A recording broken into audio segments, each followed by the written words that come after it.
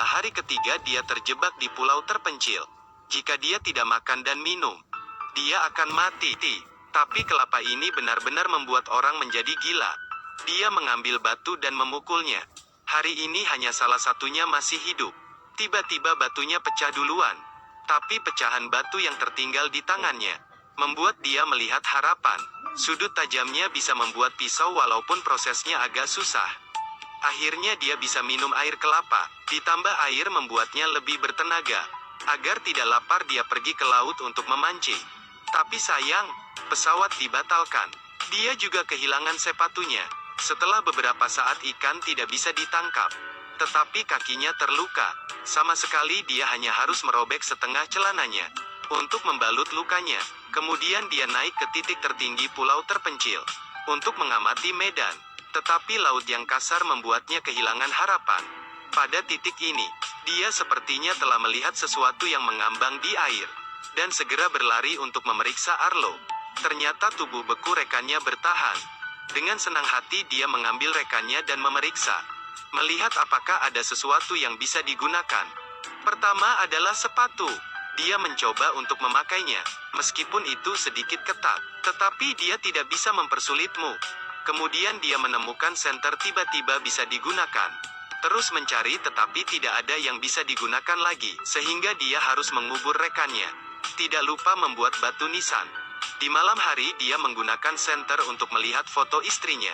Ini adalah motivasi baginya untuk terus hidup. Tetapi air dan makanan adalah masalah besar. Di pagi hari dia mulai mengumpulkan air, tetapi masih tidak banyak. Di malam hari rasa lapar membangunkannya. Dan tiba-tiba dia melihat cahaya di permukaan laut. Tanpa diduga ada sebuah kapal. Segera dia berteriak untuk hidupnya. Tetapi jaraknya agak gila ingin orang-orang mendengar. Saat matahari terbit, mendayung dengan perahu pelampung. Tetapi segera ombak menghantam pantai. Tidak hanya menyebabkan pelampung penyelamat rusak, tetapi dia juga melukai pahanya. Sehingga dia hanya bisa kembali ke tempat sebelumnya. Sekarang dia sangat putus asa. Dia melihat ke sampingnya, memutuskan untuk melepaskan moralitasnya. Dia membukanya untuk melihat apakah ada sesuatu yang bisa digunakan. Dia terjebak di pulau terpencil. Di sebelah hanya kotak barang dagangan. Ketika saya membuka, yang pertama hanya menemukan kaset itu tidak melakukan apa-apa. Yang kedua adalah bola voli tidak membantu. Yang ketiga adalah perceraian yang bahkan kurang efektif. Ketika dia berkecil hati, dia membuka sepasang dari sepatu ski. Pisau di bawah sol sepatunya memberinya harapan. Segera mengambil kelapa untuk mencoba. Sebenarnya sangat mudah untuk membuka toko dengan apa yang dia temukan. Ini adalah gaun yang sangat efektif.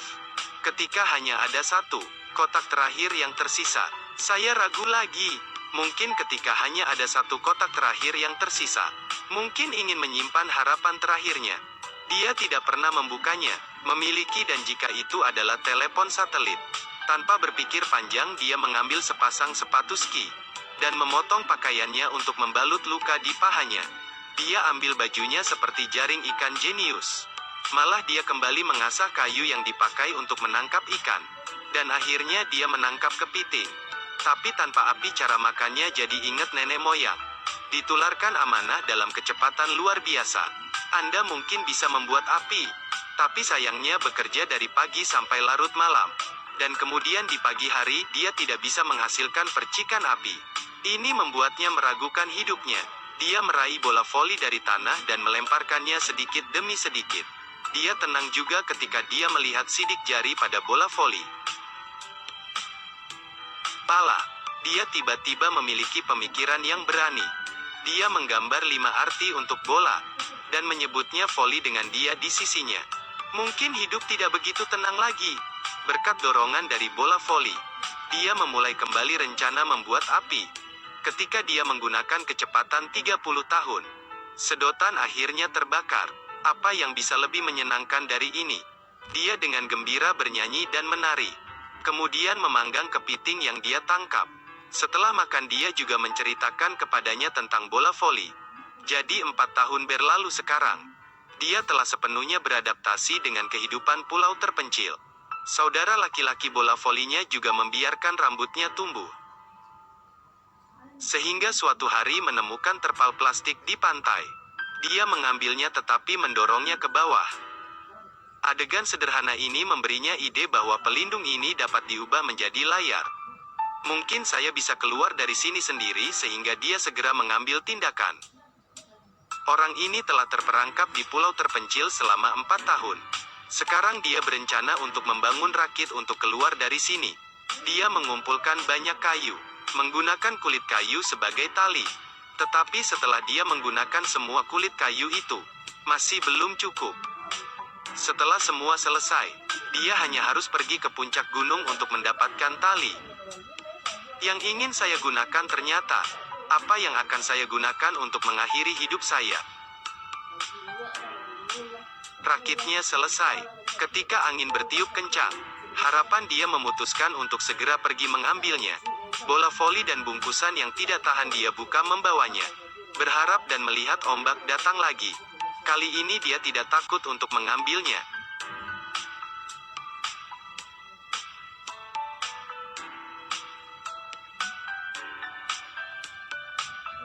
Ketika dia menoleh untuk melihat pulau tempat dia telah hidup selama 4 tahun. Hatinya meskipun sangat bersemangat, dia tidak bisa menghentikan harapannya. Ingin kembali ke rumah begitu saja. Mulai mengapung ketika mereka haus, mereka mengumpulkan air hujan. Ketika mereka lapar, mereka memancing di laut. Tetapi Tuhan memainkan lelucon. Badai datang dan rakitnya hancur. Meskipun dia beruntung sulit untuk bertahan hidup di laut. Pemain bola voli yang berada di sisinya selama 4 tahun juga hanyut. Melompat ke air tanpa ragu-ragu. Tetapi ombak melebarkan jaraknya. Ketika dia melihat saudara-saudaranya menghilang, harapannya juga hilang. Dia berhenti berusaha. Tetapi pada saat itu sebuah perahu besar mendekatinya. Telah diselamatkan setelah perusahaan mengetahui berita ini. Segera menyiapkan makanan yang berlimpah untuk menyambutnya. Tapi dia tidak tertarik dengan masakan ini. Tapi di dalam hatinya dia hanya mengingat istrinya. Tapi istri yang telah menjadi tenaga penggeraknya. Selama 4 tahun terakhir ini sekarang menjadi istri orang lain. Di malam hari melihat jam yang diberikan istrinya. Dia tidak bisa dalam. Dia mengumpulkan keberanian untuk pergi ke rumah istrinya. Ketika dia akan membunyikan bel pintu. Pintu terbuka. Lagi istrinya mengundangnya di sinar harapan terakhirnya padam. Istri juga memiliki seorang putri. Ketika dia mengembalikan jam tangan padanya, dia mengerti betapa dia mencintainya. Tetapi sekarang tidak ada cara. Bahkan jika itu disayangkan, itu adalah takdir.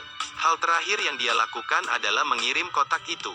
Dia menulis catatan di bagian atas. Tidak akan pernah kehilangan harapan.